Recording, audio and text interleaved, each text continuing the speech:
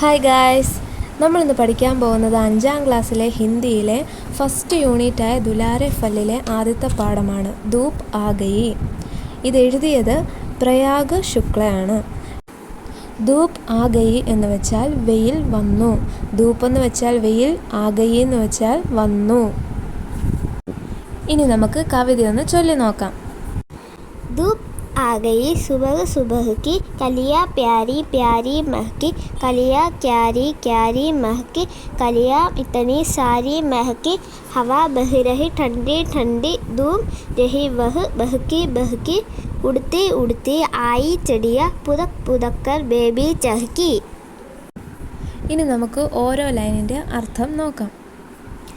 धूप आ गई सुबह सुबह की എന്ന് വെച്ചാൽ ധൂപ്പ് എന്ന് പറഞ്ഞാൽ വെയിൽ, വെയിൽ വന്നു. ആഗയി എന്ന് പറഞ്ഞാൽ വന്നു. സുബഹ് സുബഹ്ക്കി എന്ന് പറഞ്ഞാൽ രാവിലെ, അതായത് രാവിലെ വെയിൽ വന്നു. ഇനി അടുത്ത ലൈൻ. കലിയാം പ്യാരി പ്യാരി മെഹക്കി. കലിയാം എന്ന് പറഞ്ഞാൽ പൂമൊട്ട്, പ്യാരി പ്യാരി എന്ന് പറഞ്ഞാൽ മനോഹരമായ, പ്രിയപ്പെട്ട എന്നൊക്കെയാണ്. മഹക്കീം എന്ന് പറഞ്ഞാൽ സുഗന്ധം പരത്തി. മഹക്ക് എന്ന് പറഞ്ഞാൽ സുഗന്ധം, മഹക്കീം എന്ന് പറഞ്ഞാൽ സുഗന്ധം പരത്തി, അതായത് പൂമൊട്ടുകൾ മനോഹരമായ അല്ലെങ്കിൽ പ്രിയപ്പെട്ട സുഗന്ധം പരത്തി. അടുത്ത ലൈൻ. കലിയാം ക്യാരി ക്യാരി മെഹക്കി. കലിയാം എന്ന് പറഞ്ഞാൽ പൂമൊട്ട്, ക്യാരി ക്യാരി എന്ന് പറഞ്ഞാൽ തോട്ടം തോറും, മഹക്കീം എന്ന് പറഞ്ഞാൽ സുഗന്ധം പരത്തി, അതായത് പൂമൊട്ടുകൾ തോട്ടം തോറും അല്ലെങ്കിൽ പൂന്തോട്ടം തോറും സുഗന്ധം പരത്തി. അടുത്ത ലൈൻ. കലിയാം ഇത്തനി സാരി മെഹക്കി.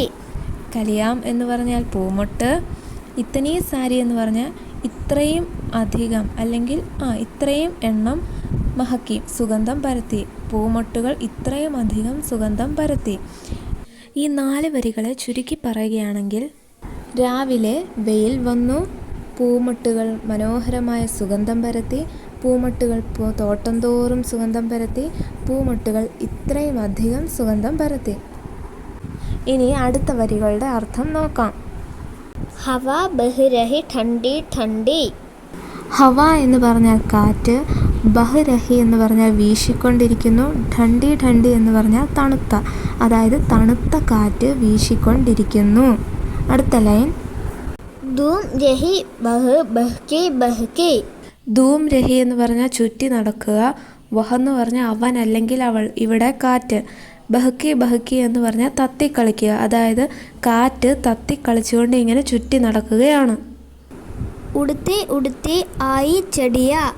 ഉടുത്തി ഉടുത്തി എന്ന് പറഞ്ഞാൽ പറന്ന് പറന്ന്, ആയി എന്ന് പറഞ്ഞാൽ വന്നു, ചിടിയാം എന്ന് പറഞ്ഞാൽ പക്ഷികൾ, അതായത് പക്ഷികൾ പറന്ന് പറന്ന് വന്നു. ഫുദക് ഫുദക് കർ ബേഹി ചഹക്കി.